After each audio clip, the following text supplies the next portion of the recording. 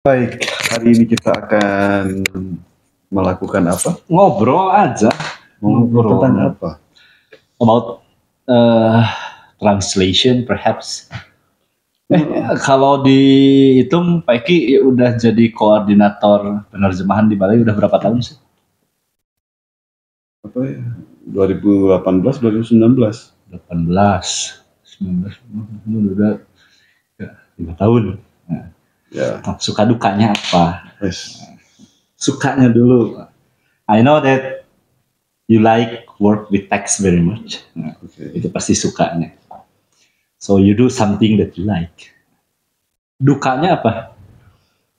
Dukanya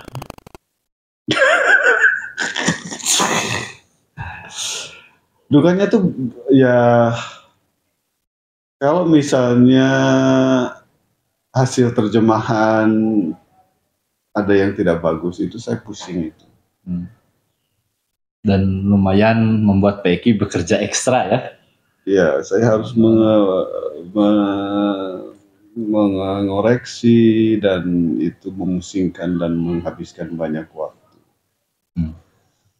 Jadi sangat penting bahwa tim penerjemah itu punya kualifikasi yang rata sehingga kita tidak harus melakukan pekerjaan yang lebih banyak di saat quality assurance proses. Belum ini penerjemah itu suka ada yang moody. suka ada yang moody. Kalau moodnya lagi bagus dia bagus terjemah. Nah itu urusan pribadi sih sebenarnya ya. Dan itu tapi ya sebagai suatu sistem ini concern saya tuh ya membuat rata sehingga prosesnya itu mulus, tidak saat kadang-kadang bagus, kadang-kadang perlu waktu lama untuk proses penghalusannya dan lain-lain. Pernah tidak menghadapi klien yang punya keinginan aneh-aneh? Klien terjemahan yang punya keinginan aneh-aneh. Jadi sudah bayar uang muka, udah dikerjakan, ketika selesai tidak mau melunasi atau dan menghilang. Nah, itu kemudian ada juga yang bukan hanya menghilang tapi minta uangnya balik. Ada juga. Loh, kan sudah dikerjakan, jadi uang muka tidak bisa dikembalikan kalau sudah dikerjakan. Apa seharusnya mereka yang bayar pelunasan kan? Pernah sih ada 1 buah. Itu lebih ke apa ya? Cara orang menghargai profesi orang lain mungkin. Iya. Dan itu bukan orang yang tidak punya uang yang meminta begitu. Kurang ajar ya. Jadi kayak miskin itu sebetulnya bukan tidak berhubungan dengan berapa banyak uang yang dimiliki mungkin. Iya. Itu kan orang-orang seperti itu, orang-orang bermental miskin kalau menurut saya. Iya, jadi tidak bisa menghargai pekerjaan orang aja. Iya. Kan orang sudah menggunakan tenaga, waktu untuk mengerjakan, kemudian tiba-tiba membatalkan dan meminta uang kembali, bagaimana itu? Tapi ini ya, Pak Eki, sebelum Pak Eki jadi koordinator penerjemahan juga, Pak Eki sudah menjadi seorang penerjemah yang profesional. Kalau dihitung dari awal sampai sekarang sudah berapa tahun ya jadi penerjemah? On and off udah lama sih. Saya mulai menerjemah tahun 93. 30 tahun berarti ya? 30 tahun, tapi kan on and off. Maksudnya ada beberapa tahun yang tidak terlalu aktif. Ada yang sangat aktif, kemudian beberapa tahun tidak aktif, kemudian aktif lagi. Ya more or less memang 30 tahun. Berarti sejak kuliah ya? Enggak, ketika lulus. Sudah lulus. Saya pertama dapat pekerjaan penerjemahan itu di perusahaan asing sebagai in-house translator. In-house translator. Waktu kuliah ini pernah nggak nerima terjemahan gitu? Pernah. Lucu juga ya. Jadi waktu itu ada seorang pemilik kios di Ledeng yang membuka terjemahan, kemudian kalau ada terjemahan yang masuk dikasihkan ke saya, tapi bayarannya sangat-sangat murah. Ya tarif mahasiswa. Tarif mahasiswa dan tingkat inflasi saat itu yang belum terlalu besar seperti sekarang. Kalau menurut Pak Eki ya, sebagai pekerjaan jadi penerjemah itu masih prospektif tidak untuk beberapa tahun ke depan? Okay. Kalau melihat kemunculan AI itu yang semakin canggih ya, termasuk mesin-mesin translation juga memang harus kita akui makin canggih sebetulnya. Yeah. Walaupun tetap tidak akan menyamai kehebatan kita. Tapi menurut Pak Eki ya masih visible tidak dia? Mungkin 5-10 tahun yang akan datang masih ya. Tapi semakin lama semakin mungkin ya tidak terlalu dibutuhkan. Ketika AI makin canggih, translator itu adalah salah satu jenis pekerjaan yang mungkin akan terancam. Iya. Tapi translator manusia saya kira nanti sebagai pembantu mesin, bukan mesin yang membantu kita. Nanti akan terbalik, manusia membantu mesin. Jadi ketika mesin sudah menerjemahkan, nanti manusia mengecek saja. Jadi seperti editing hasil terjemahan mesin. Kalau sekarang kan mesin membantu manusia. Nah, nanti manusia yang membantu mesin mengedit hasil terjemahannya, dan itu ketika hasil editan kita itu memberi data tambahan untuk mesin, mungkin mesin itu semakin lama semakin canggih. Akhirnya mungkin lama-kelamaan tidak tahu berapa tahun lagi mungkin tidak diperlukan juga ya. Kalau di Doraemon itu 200 tahun lagi lah. Doraemon itu kan dari abad ke-22. Dia itu punya alat namanya Konyaku penerjemah. Konyaku penerjemah. Jadi kalau dimakan itu langsung otomatis kata-kata itu terjemahkan. Lucu ya. Nah, tapi hidup untuk tertawa.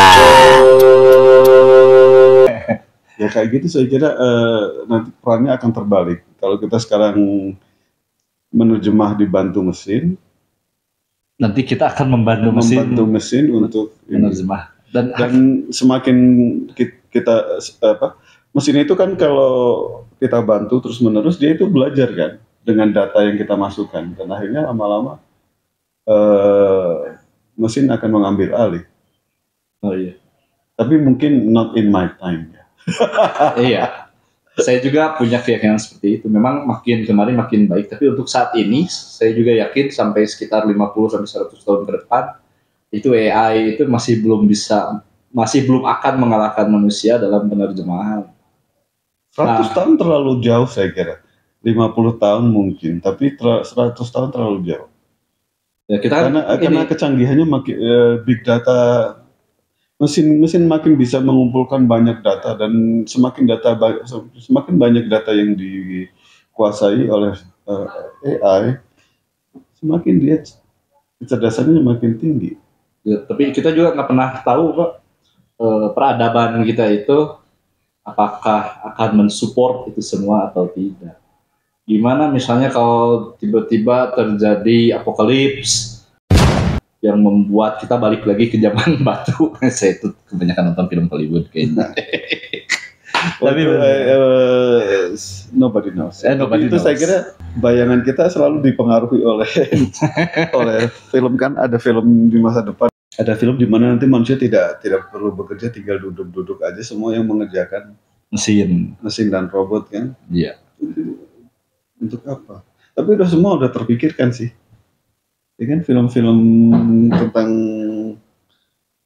masa depan kan meramalkan atau menggambarkan apa yang akan terjadi kan. Iya. Kemudian ini, kalau menurut Pak Eki ya, sampai berapa tahun ke depan AI itu akan bisa mengejar kemampuan manusia dalam menerjemahkan? Makin lama makin cepat sih. Makin lama makin cepat.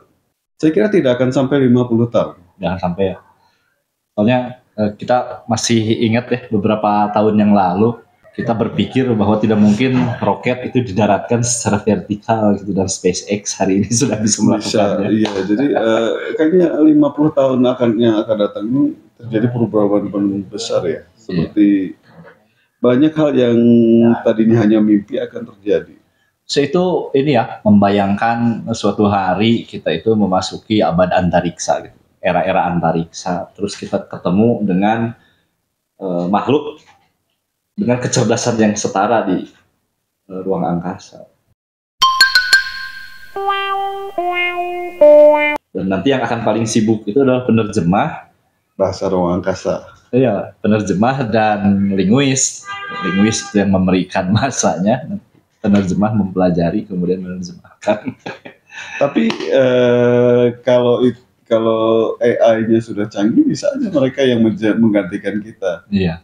Mengolah bahasa-bahasa. Ya, sekarang kayak ini apa? Software korpus itu sudah banyak, dan bahasa yang baru ketemu pun bisa dipelajari dengan cepat. Kalau dulu sekira abad-abad pertengahan ketika era-era Inquisisi ya, penerjemah itu adalah satu profesi yang sangat penting. Dulu itu orang-orang seperti Ferdinand de Magellan, Cornelis de Houtman, James Cook, pelaut-pelaut yang membawa misi dari negara-negaranya masing-masing di Eropa itu selalu menyertakan seorang penerjemah atau seorang filolog gitu yang akan bisa mempelajari bahasa lokal dengan cepat. Dan hari ini ya profesi yang seperti itu, penerjemah yang on board dalam kapal itu udah nggak ada. Iya kan? Dari sejauh yang Pak Iki rasakan, kalau secara materi profesi sebagai penerjemah ini cukup memberikan kesejahteraan tidak? Ukurannya cukup. Cukup itu macam-macam ya. Tapi gini, itu tergantung pekerjaan penerjemah itu. Dia mau memasarkan diri, mau aktif mencari atau tidak. Karena banyak penerjemah yang sangat sejahtera, tapi banyak juga penerjemah yang kurang sejahtera. Jadi ini seperti profesi-profesi lain, tampaknya kini tergantung dari effort, dari usaha individu untuk mendapatkan pasar. Iya sih. Jadi kita tuh sebetulnya seperti jualan kan? Iya. Yang kita jual adalah jasa. Iya, dan saya mengamati bahwa penerjemah ini masih profesi yang sangat liar ya. Iya. Profesi yang liar itu artinya siapa saja yang punya kemampuan misalnya bilingual bisa masuk. Iya. Dan barriernya sangat rendah sehingga orang bisa mengaku-ngaku, dari mahasiswa, dari apapun lah ya. Maksudnya yang orang yang tidak seperti profesi yang punya standar tinggi kayak insinyur atau pengacara atau dokter yang barriernya sudah ditentukan untuk masuk, entry barriernya.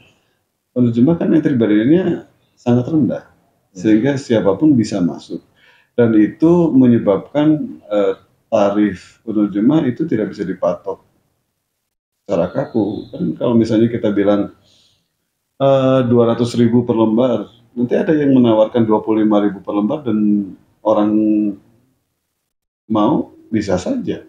Iya. Jadi ini masih menjadi masalah. Ini kan kayak kita beli kamera misalnya, Iya. Yang harga 5 juta sama yang harga 1 juta. Kurang lebih seperti itu ya. Dan setelah berkecimpung di HPI selama beberapa tahun, dan saya menjadi tahu bahwa sebenarnya tidak semua anggota itu memiliki kemampuan yang standar. Ya.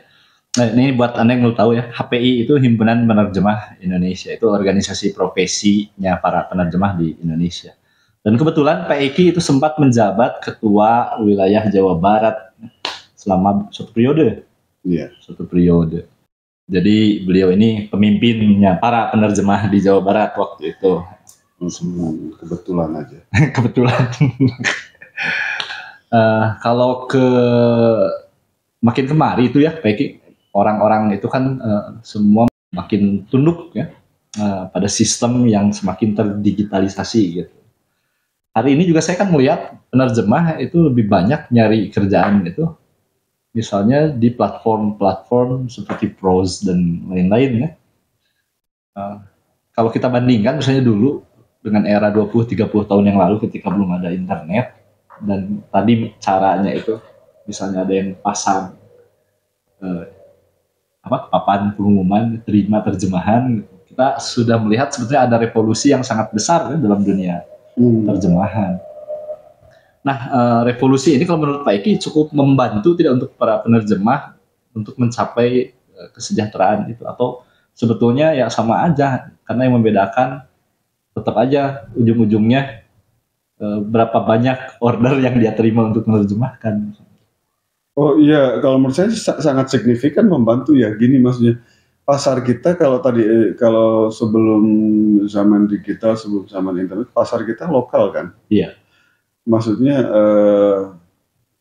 saya punya seorang teman yang misalnya sudah mendapatkan sertifikasi sebagai penerjemah tersumpah, kemudian dia tinggal di Bali, ya pasarnya sekitar Bali aja, dan pasar dan sekitarnya. Dan dulu teman saya itu memasarkan jasanya dengan mengirim surat perkenalan, beriklan di surat kabar. Sekarang klien itu bisa datang dari negara manapun, dari Eropa, dari Amerika, dari Australia, dari Cina, dari India, dari manapun, dari seluruh dunia bisa menjadi klien kita. Yeah. Karena internet kan. Yeah. Dulu kalau untuk punya klien internasional mungkin bisa sih, tapi tidak terbuka dan semasif sekarang. Kalau dulu kartu nama ya? Iya, kartu nama, menyebar kartu nama, meninggalkan kartu nama di mana, kemudian mengirim surat ke. Sekarang ada LinkedIn, terus kalau di Prose juga sama ya, portofolio kita sebagai penerjemah juga bisa terlihat berapa sering kita menerjemahkan di situ. Nah, jadi kalau pesan-pesan Pak Eki untuk generasi muda ya, terutama anak-anak milenial ya, yang sedang mempertimbangkan untuk memilih penerjemah sebagai profesi, apa kira-kira? Mereka lebih tahu ya. Kalau menurut saya sih karena sejak tahun 2010 ke sini ya, banyak mantan-mantan mahasiswa yang menjadi penerjemah yang canggih ya di berbagai tempat, dan mereka wilayah jelajahnya udah internasional ya. Jadi mereka lebih pandai, lebih canggih dalam mencari pasar, mengembangkan diri. Itu saya kira kemampuan mereka lebih baik daripada generasi sebelumnya. Ya, pesan saya sebenarnya tinggal membekali diri dengan keterampilan dasar yang penting untuk penerjemah, yaitu bahasanya. Kadang-kadang penerjemah yang kesini itu kemampuan bahasanya itu menurut saya kurang cermat ya. Yep. Itu pengamatan saya sih. Ya, karena mungkin cara belajar bahasanya berbeda. Yeah. Kalau orang zaman saya dan generasi-generasi yang lama itu, saya kira lebih cermat karena mereka cara belajarnya betul-betul dimulai dari ketelitian struktur dan lain-lain, baru kemudian berkembang ke fungsi dan lain-lain ya. Intinya pengembangan kapasitas itu ya, penting kapasitas diri maksudnya. Dasarnya aja, kalau kemampuan mereka memasarkan diri, kemampuan mereka menjangkau bidang-bidang yang luas itu kemampuannya lebih bagus, tapi kemampuan dasar bahasanya itu yang mungkin menurut saya perlu diperbaiki. Ya, soalnya setiap orang namanya manusia itu selalu ada plus minus. Saya itu memperhatikan mayoritas kita itu kan mayoritas penerjemah profesional itu hari ini bekerja dengan software ya. Kita banyak yang pakai SDL Trados misalnya. Jadi saya perhatikan gini ya, Peki. Ada yang jago banget gitu ya, pakai SDL Trados, tapi secara gramatikal, kemampuan gramatikalnya itu payah sekali gitu. Dan juga sebaliknya, ada yang bahasa Inggris dan bahasa Indonesianya jago, misalnya dia pairs itu bahasa Inggris dan bahasa Indonesia. Dia baik sekali, dia bisa berbicara sama baiknya, menulis sama baiknya dalam bahasa Inggris dan bahasa Indonesia. Tapi dia payah dan gaptek dalam menggunakan software penerjemahan gitu. Jadi memang apa ya? Ya saya juga sepakat pengembangan kapasitas itu memang harus terus berjalan dan dilakukan karena makin kemari ya orang itu makin membutuhkan orang-orang dengan kapasitas yang banyak, kapasitas yang penuh gitu. Termasuk juga untuk orang-orang dengan profesi sebagai penerjemah. Itu mungkin ya. Baik, Pak Eki, kayaknya terima kasih obrolan singkatnya. Kapan-kapan kita ngobrol lagi tapi tentang sesuatu yang lain. Oke. Jadi guys, pemirsa, Pak Eki ini I always look up to him. Beliau itu banyak mengajari saya tentang penerjemahan, termasuk mengajari saya tentang pronunciation dulu. Sebagai mahasiswa semester 1, dosen pronunciation saya itu adalah Pak Eki. Dan hari ini saya bisa punya skor TOEFL lebih dari 600 juga salah satunya karena dirimu. Nah, ya. Jadi saya selalu berdoa Pak Eki selalu sehat, amin, tetap produktif sebagai penerjemah dan juga tetap ngasih dan membagi proyek-proyek yang bernilai signifikan kepada saya. Terima kasih. Sampai jumpa lagi guys.